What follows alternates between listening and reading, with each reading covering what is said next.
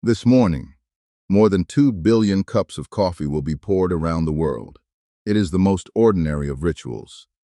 But the dark liquid in your cup has traveled an extraordinary distance, across continents, through a dozen pairs of hands, and many months of patient work. Before it was a drink, coffee was a seed.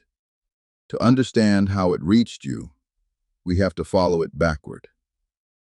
From the cup on your table, all the way to a misty hillside near the equator, where the journey truly begins.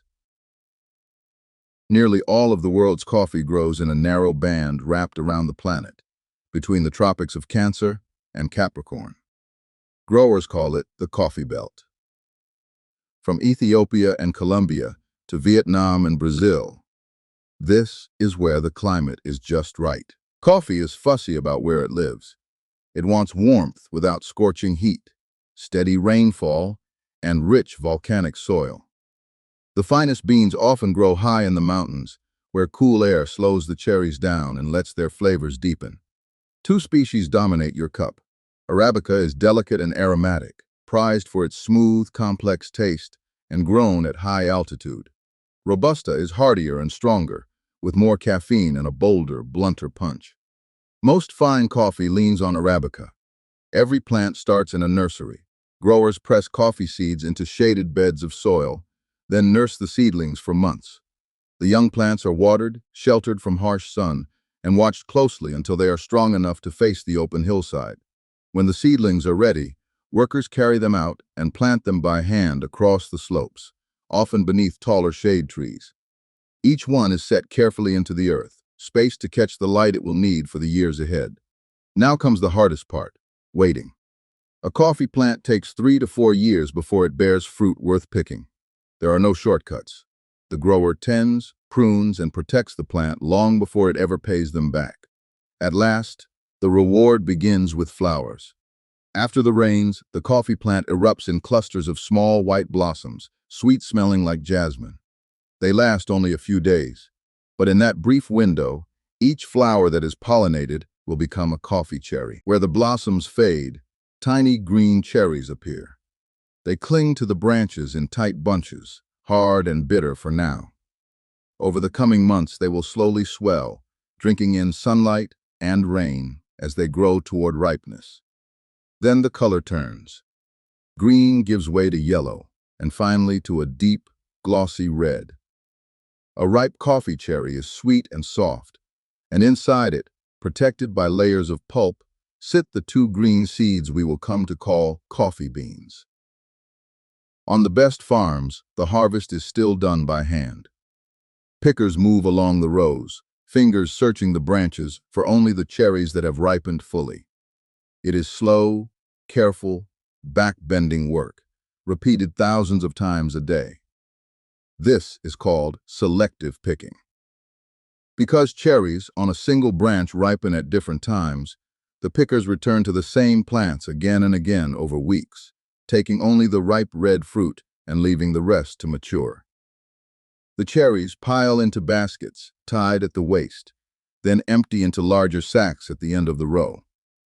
By evening, a single picker may have gathered 100 pounds of fruit, which will become only a fraction of that weight in finished coffee. Before processing, the cherries are sorted. Many farms float them in water. Ripe, dense cherries sink, while unripe or damaged ones rise to the top and are skimmed away. Only the best fruit moves on to the next stage. From here, the coffee can take 2 very different paths. The first is the washed process, known for clean, bright, clear flavors.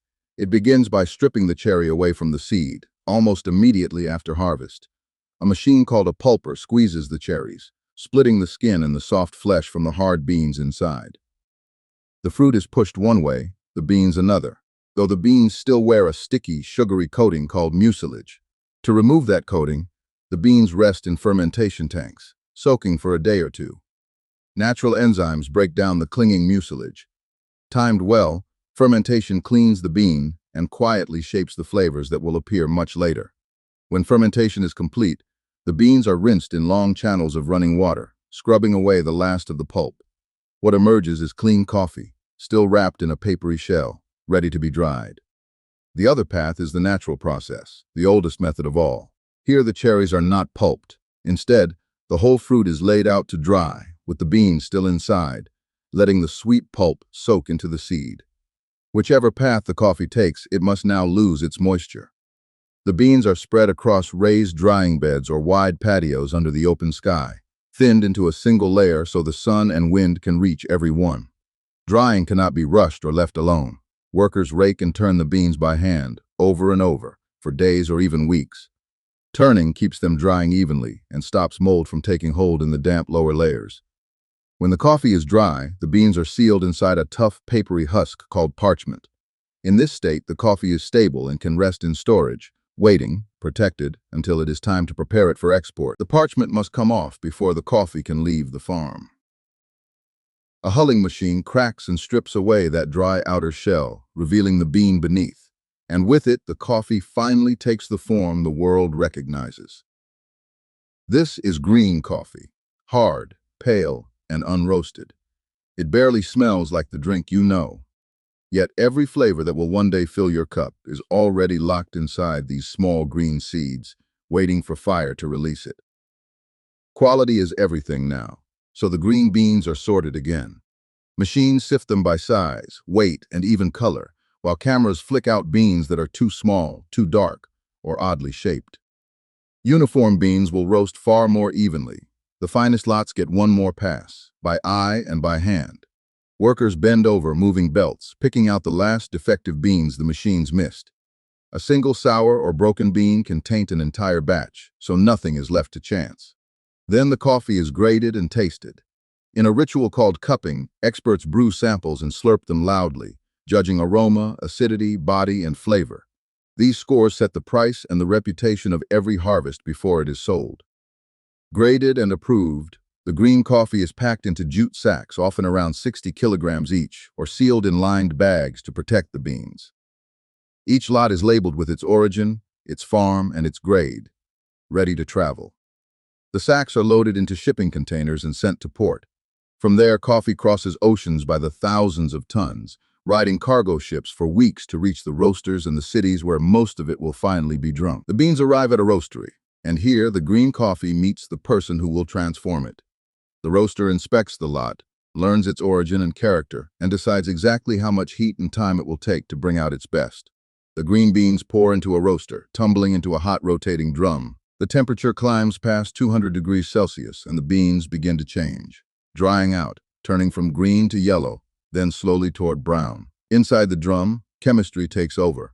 Sugars caramelize, hundreds of new aromatic compounds form, and the raw, grassy smell gives way to something rich and unmistakable. This is where the flavor of coffee is truly born. Then, a sound the roaster is listening for, a sharp crackle, like popping corn. This is first crack, the moment the beans split as steam escapes. It marks the threshold of drinkable coffee and the roaster's most important cue.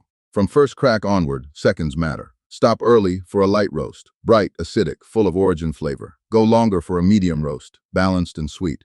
Push further still for a dark roast, bold and smoky. The roaster chooses the moment.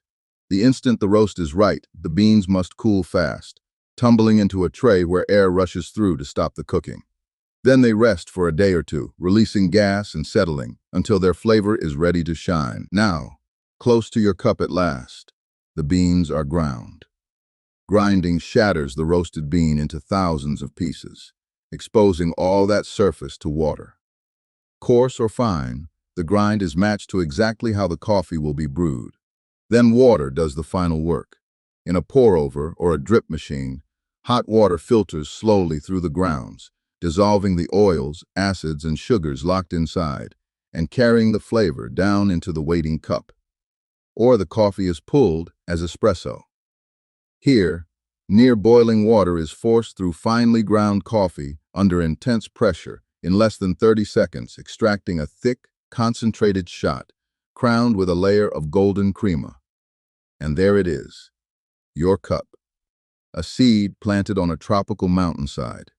Years of growing, months of careful work, an ocean crossing, and the roaster's fire, all distilled into a few warm sips. The next time you drink it, remember how far it came.